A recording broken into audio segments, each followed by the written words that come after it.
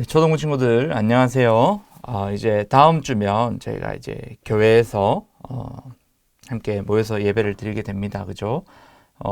이제 교회를 오는 친구들은 이제 1층에서 발열 체크를 하고 또 손소독을 하고 또 실내에서 마스크를 계속해서 착용하고 있어야 된다는 것을 꼭 기억하시고 오시길 바랍니다. 그리고 이제 아직 교회에서 예배 드리는 것이 마음에 어려움이 있어서 집에서 예배 드릴 친구들은 아마 실시간 라이브로 영상을 이렇게 보내드릴 것 같은데 아마 그 네이버 밴드를 이용해서 여러분들과 함께 예배를 드릴 수 있을 것 같아요. 그러니까 정확한 내용은 강사님이 다음 주에 선생님들 통해서 전달할 수 있도록 할 테니까 여러분 네이버 밴드를 통해서 실시간으로 예배에 참석할 수 있다는 것을 꼭 기억해 주시면 좋겠습니다. 오늘 암송 구절 한번 볼까요? 로마서 8장 14절 말씀 한번 읽어봅시다. 같이 시작. 무릇 하나님의 영으로 인도함을 받는 사람은 곧 하나님의 아들이라. 아멘. 네, 오늘 여러분 표현이 너무 쉽죠? 여러분들 포기하지 마시고 꼭 암송해 보시길 바랍니다. 그럼 제가 기도하고 함께 말씀 나누도록 하겠습니다. 하나님 아버지 감사합니다. 지난 시간도 우리 초등부 친구들 지켜주시고 또 이렇게 주일날 하나님 앞에 말씀으로 예배할 수 있도록 인도하시니 감사합니다. 하나님 오늘 말씀을 통하여서 우리 아이들 가운데에 참된 구원의 은혜가 있게 하시고 또한 말씀을 나눈 이후에 정말로 하나님을 날마다 순간순간 어떠한 상황 속에서도 하나님을 높여드리고 예배하는 참된 그리스도인들로서 다 살아가게 하여 주시옵소서. 감사합니다. 예수님 이름으로 기도드리옵나이다. 아멘. 네, 오늘 말씀 한번 읽어보겠습니다. 같이 읽어볼까요? 시작. 한밤중에 바울과 실라가 기도하고 하나님을 찬송하며 죄수들이 듣더라. 사도행전 16장 25절 말씀. 아멘. 제목 읽어볼까요? 시작. 감옥 문이 열렸어요. 네. 여러분 우리 지난주에 바나바와 바울이 안디옥 교회에서 선교사로 파송되었다는 장면을 보았습니다. 그죠? 여러분 이 사람들이 안디옥 교회에서 실루기아로 내려가서 구브로 섬으로 배 타고 가서 이렇게 전도 여행을 시작했다라고 했죠. 그죠? 왜 그런가 했더니 우리 지난주에 어떻게 배웠죠? 누구의 보내심을 받았어요? 성령의 보내심을 받았어요. 성령님의 인도하심을 받았어요. 그렇게 전도 여행을 했다고 우리 보았습니다. 우리 여기 사도행전 13장 5절 마지막 부분을 보니까 요한을 수행원으로 두었더라 이렇게 되어 있죠. 그죠? 이 요한이 누구라고 했습니까? 마가 요한이라고 했습니다. 마가복음을 기록한 그 마가입니다. 네. 자, 어쨌든 구브로 섬에서 어떤 사람을 만났죠? 서기오 바울, 총독을 만났습니다. 이 사람에게 복음을 전하려고 하는데 그 바예수라고 하는 마술사가 이 총독이 하나님의 말씀을 듣지 못하도록 방해했다고 했죠. 그때 이 바울이 성령 충만하여서 이 바예수라는 마술사에게 너는 맹인이 될 거야 했더니 정말로 맹인이 되었죠. 이 일을 보고 놀랍게 여긴 이 서기오 바울 총독이 예수님을 믿게 되었다고 우리 보았습니다. 그리고 나서 여러분 이 바울과 바나바 또 요한, 마가라고 하는 요한, 이 바울 일행이 어디로 갔냐면은 바보에서 배 타고 밤빌리아에 있는 버가에 이르니 이렇게 이동을 했단 말이에요. 그런데 여기서 무슨 일이 있었냐면 마가 요한이 그들에게서 떠나 예루살렘으로 돌아갔다라고 이야기합니다. 여러분, 이 마가 요한이 왜 예루살렘으로 돌아갔을까요? 전도를 더 이상 하기 싫었을까요? 그거는 저도 정확하게 잘 모르겠어요. 몸이 아팠을 수도 있고 또 개인적인 이유가 있었을지도 모르겠습니다. 어쨌든 이 마가 요한은 이 버가에 도착해서 예루살렘으로 돌아갔습니다. 예, 여러분 요걸 기억하시면 좋겠어요. 그리고 이 사람들이 1차 전도 여행을 잘 마쳤습니다. 네, 잘 마쳤는데 마치고 나서 무슨 일이 있었냐면은 예루살렘 교회에서 회의가 열렸어요. 네, 외국인들에게 모세의 율법을 지키게 하는 것이 옳냐 옳지 않냐, 이 문제로 이제 회의가 있었어요. 이거는 나중에 기회가 되면 살펴보도록 하고, 이 회의가 끝나고 이제 바울이 바나바에게 이런 말을 하는 거예요. 말씀을 볼까요? 바울이 바나바더러 말하되 우리가 주의 말씀을 전한 각 성으로 다시 가서 형제들이 어떠한가 방문하자 하고. 네. 이 바울이 바나바에게 우리가 전도했던 사람들에게 다시 가서 우리 형제들이 말씀을 잘 지키고 있는지, 또 하나님을 잘 예배하고 있는지, 또 어려운 점은 없는지 우리가 가서 그들을 만나보자, 이렇게 얘기하는 거죠.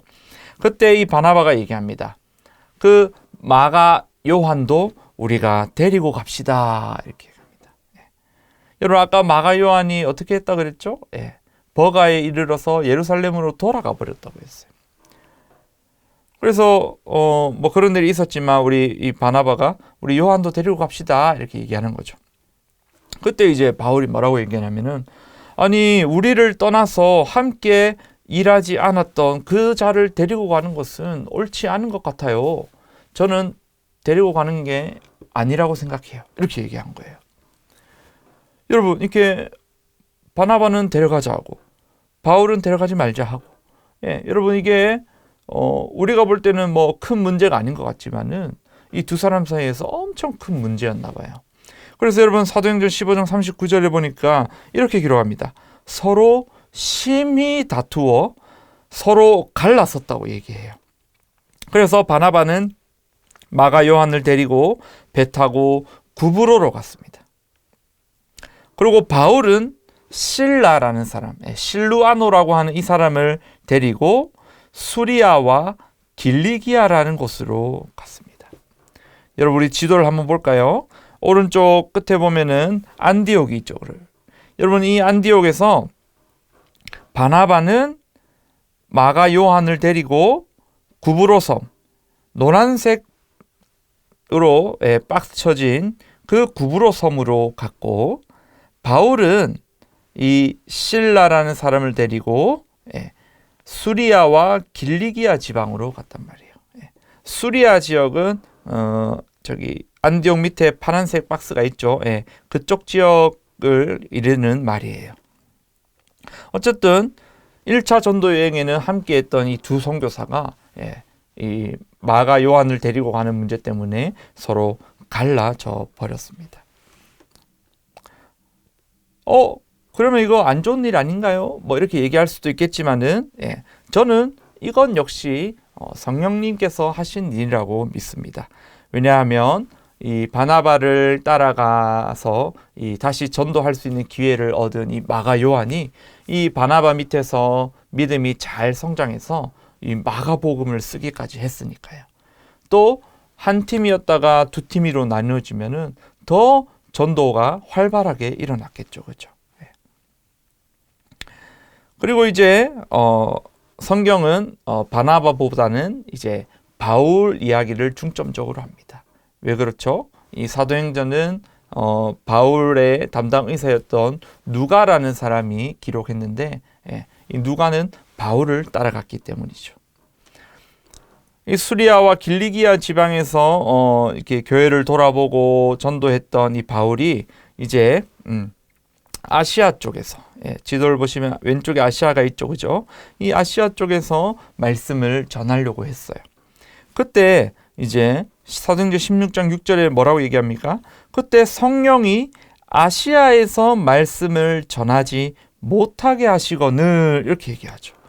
그러니까 성령님이 말씀을 전하게도 하시지만 또 꼭 필요한 곳에 보내시기 위해서 다른 곳으로 가지 못하도록 막기도 하시는 분이라고 성경이 이야기합니다. 그래서 그들이 부르기아와 갈라디아 땅으로 다녀가 무시아 앞에 이르러 비두니아로 가고자 애를 썼는데 예수의 영이 허락하지 않았다.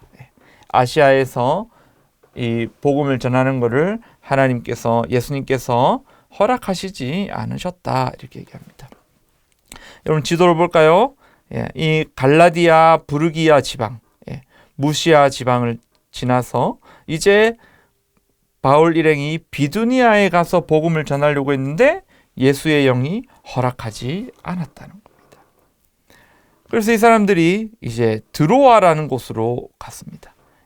노란색 박스 쳐진 드로아, 글자가 작은데 보이시나요? 이 드로아로 간 거예요. 이 드로아에서 어떤 일이 있었냐면은, 말씀을 볼까요? 밤에 환상이 바울에게 보이니 마게도냐 사람 하나가 서서 그에게 청하여 이르되 마게도냐로 건너와서 우리를 도우라 하거늘. 이 환상을 본 거예요. 그리고 다음 구절을 볼까요?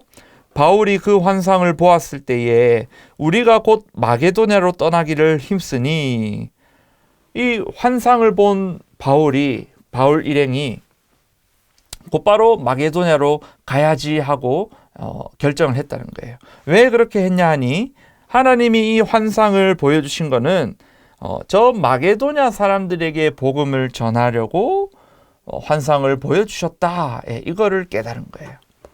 그래서 이 사람들이 드로아에서 배를 타고 이 마게도냐, 다른 말로 마케도니아입니다. 마케도니아 지방 이 빌립보라는 곳으로 가서 이제 복음을 전했어요. 그리고 그곳에서 이제 빌립보 교회를 딱 세우게 됩니다. 그러다가 이제 그 빌립보 교회를 세우고 성도님들을 모으고 또 그 성도님들에게 하나님의 말씀을 가르치고 하니까 시간이 좀 걸리잖아요. 거기서 이제 빌립보 교회에서 시간을 좀 보내고 있었던 거예요. 그래서 그때 이제 기도하는 곳으로 이제 가려고 길을 가는데 갑자기 그 점치는 귀신 들린 여종 하나가 딱 나타난 거예요. 그러니까 쉽게 말해서 이제 뭐 운세를 봐준다거나 뭐 귀신에게 앞으로 일이 어떻게 될지를 얘기해 주는 거죠. 이 여인이 어떤 일을 했냐면은 사람들에게 점을 봐주고 돈을 받는 거죠. 근데 이 여자가 돈을 받는 게 아니고 여자에게 있던 주인이 이제 돈을 버는 그런 시스템이었어요.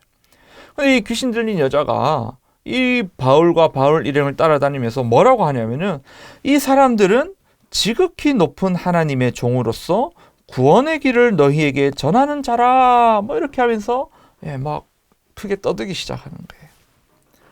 이게 뭐 한 번만 하면은 저 귀신이 뭘 좀 안 해, 이러고 말 텐데, 여러분 이 성경을 볼까요? 이같이 여러 날을 하는지라.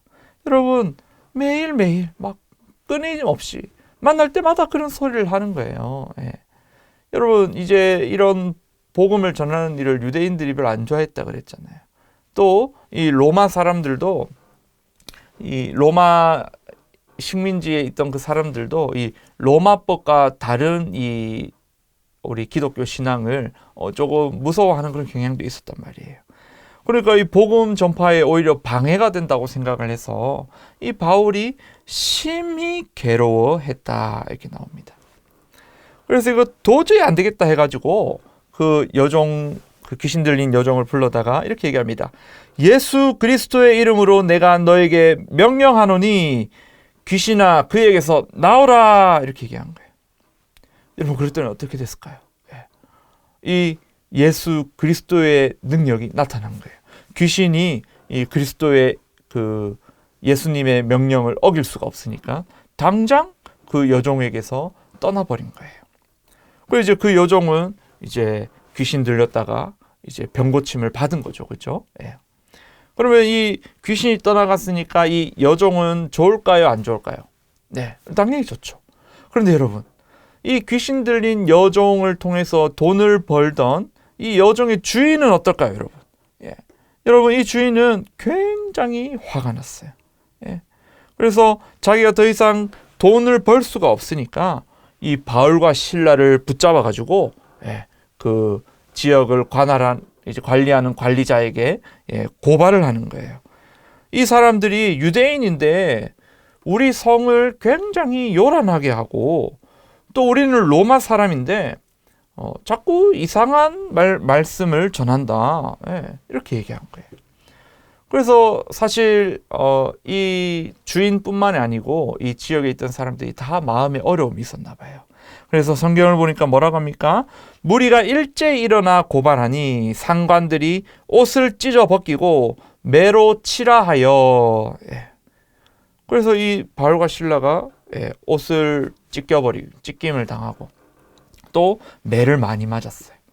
그리고 이 사람을 옥에 가두고 간수에게 명령하여 든든히 지키라 이렇게 명령을 했죠.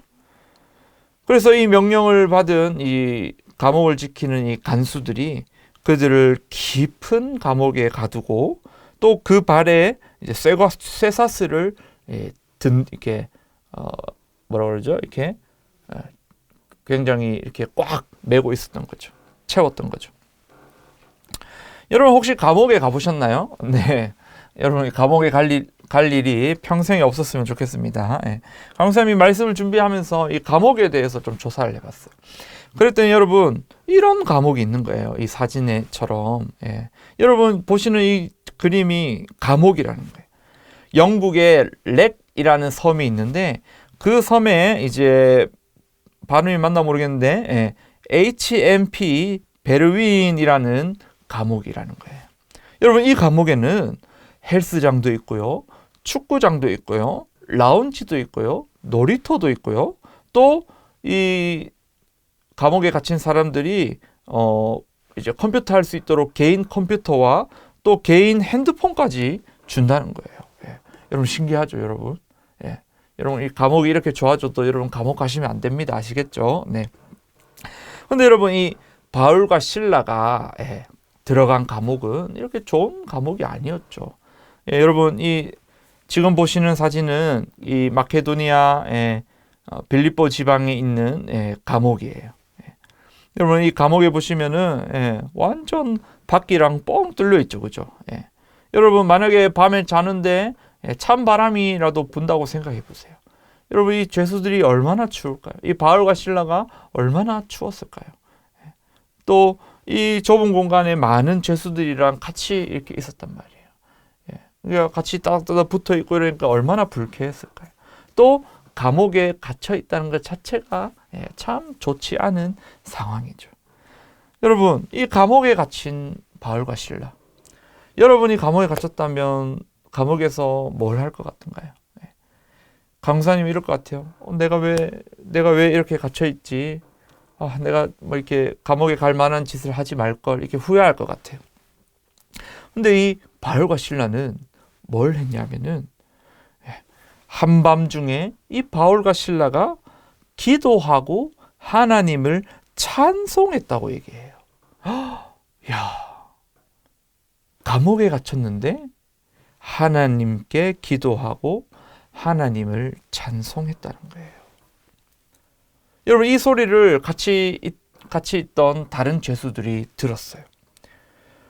그리고 이 바울과 실라가 한참 이렇게 기도하고 찬송하고 있는데 갑자기 큰 지진이 나서 이 감옥이 흔들리기 시작했어요. 그리고 이 감옥문이 다 열려버린 거예요. 또 모든 사람들을 이렇게 메고 있던 쇠사슬이 다 풀려버렸다고 성경이 기록합니다. 그러다가 이 감옥을 지키던 이 간수가 이 잠을 자다가 나와봤는데 감옥문이 열린 걸 본 거예요. 이걸 보고 이 죄수들이 다 도망갔네? 나 그냥 죽어버려야지 하고 칼을 빼고 죽으려고 했어요. 자살하려고 했어요.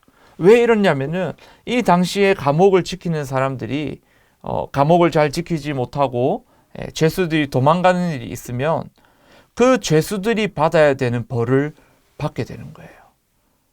그러니까 그 죄수 중에 사형을 당할 죄수가 있으면 똑같이 사형을 당하고, 또 매를 5대 맞을 죄수가 있으면 똑같이 매를 5번 맞아야 되는 거예요.